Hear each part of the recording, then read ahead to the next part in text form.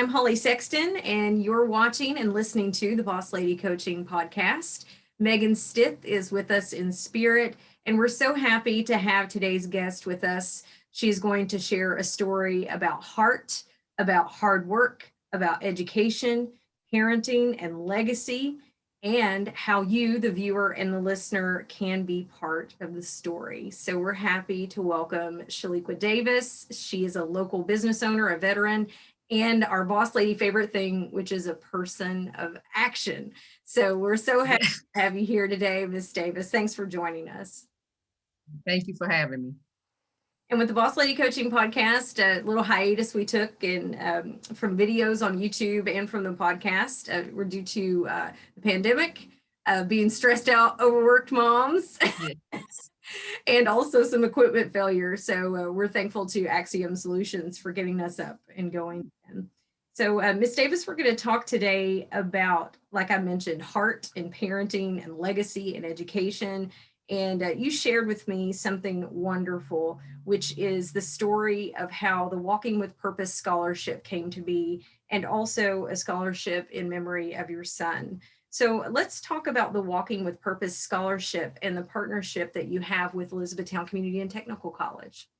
Yes, the Walking with Purpose scholarship is basically my business. My business is Walking with Purpose event rentals, and I believe everything has a purpose. Everything you do should have a purpose. We all have a God-given purpose, and I wanted to help minority females with their education. I believe education is important, knowledge is important, and knowledge is something no one can take away from you.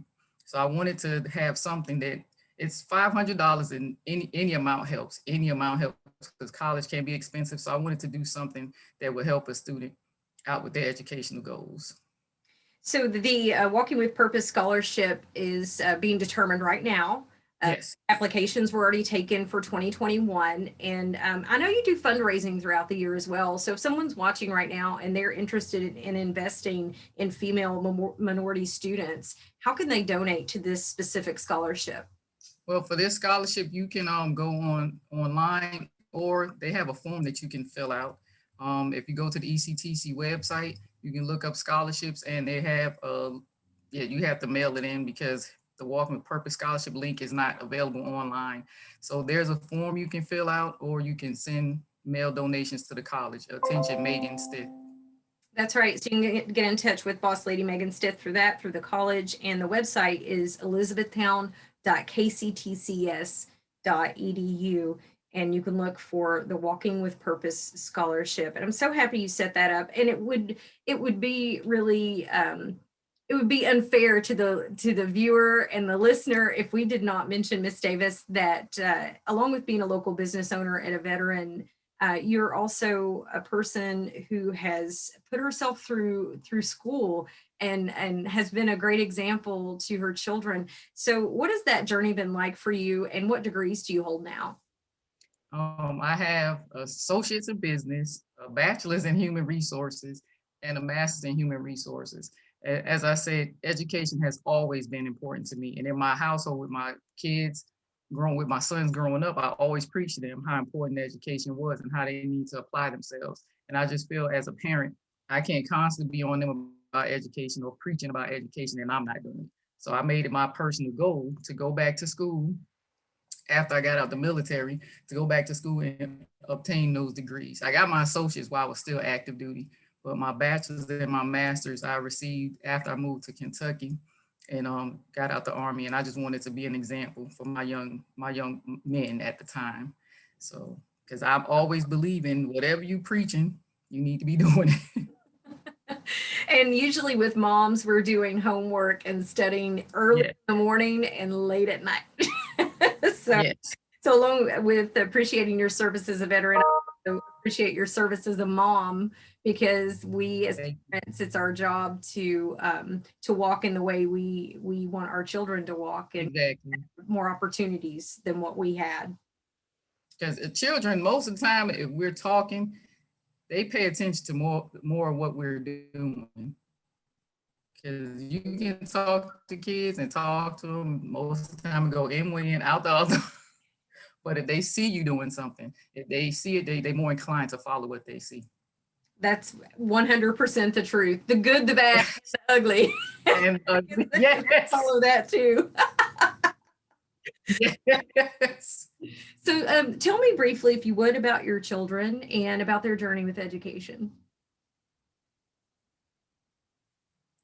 So my oldest son, he is 26 and he's currently in New York City.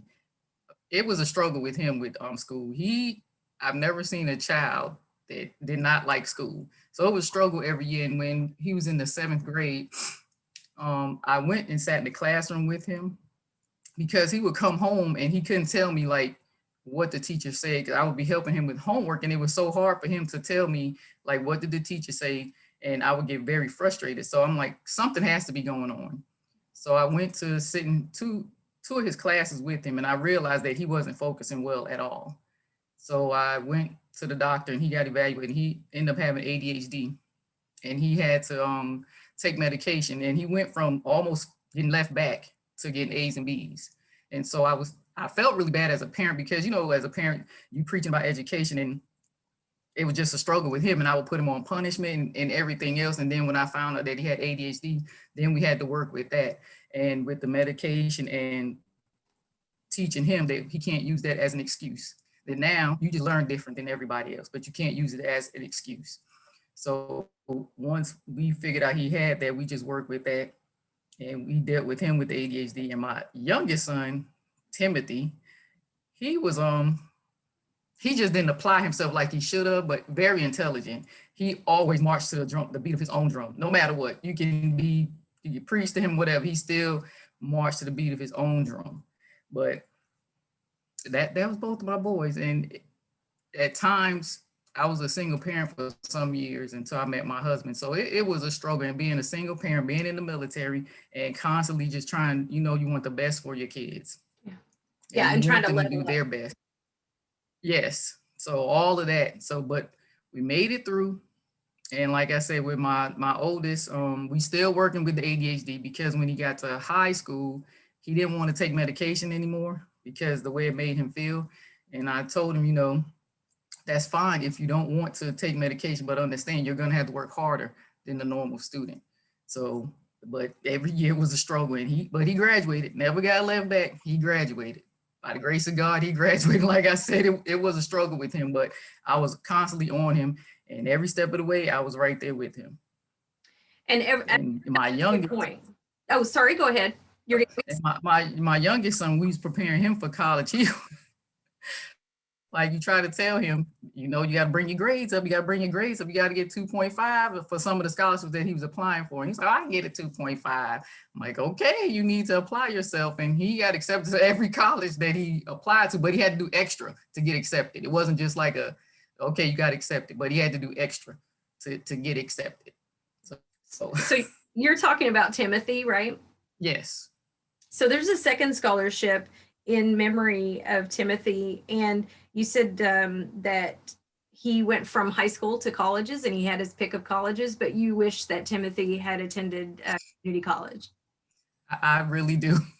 he he got accepted to Campbellsville University, Kentucky Wesleyan University, and Spalding University. And we were all set for him to go to Kentucky Wesleyan, and the track coach at Spalding called him because he was on the track team at Eaton High School, and he was one of the fastest on the track team. So the Spalding track coach called him, and then we was like, oh, okay. So he decided to go to Spalding. I was happy that he chose Spalding because it was a little closer to home, but in my heart of hearts, I was like, why won't he go to ECTC? Because I just, but I didn't think he was academically ready to go to Spalding or to a 4-year college. It didn't even have to be Spalding, but a 4-year college. But you know, the mom, okay, whatever your heart's desire, I'm gonna make it happen. Mm-hmm. So he went to Spalding, and then I think once he got there, he realized that it wasn't for him.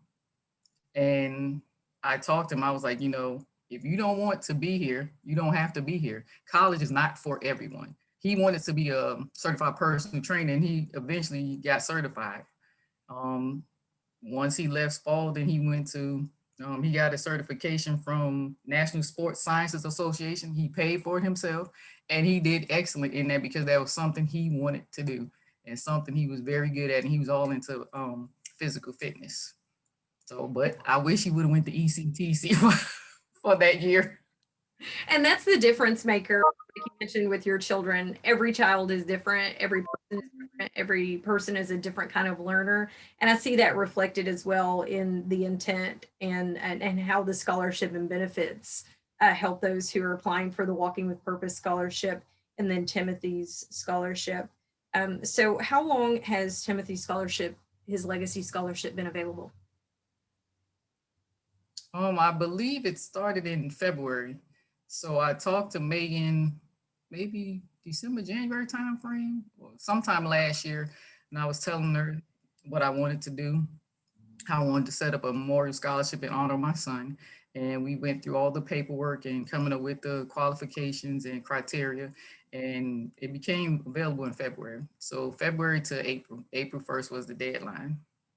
And obviously, it's very meaningful to have this legacy in your son's name and in his honor and in his memory.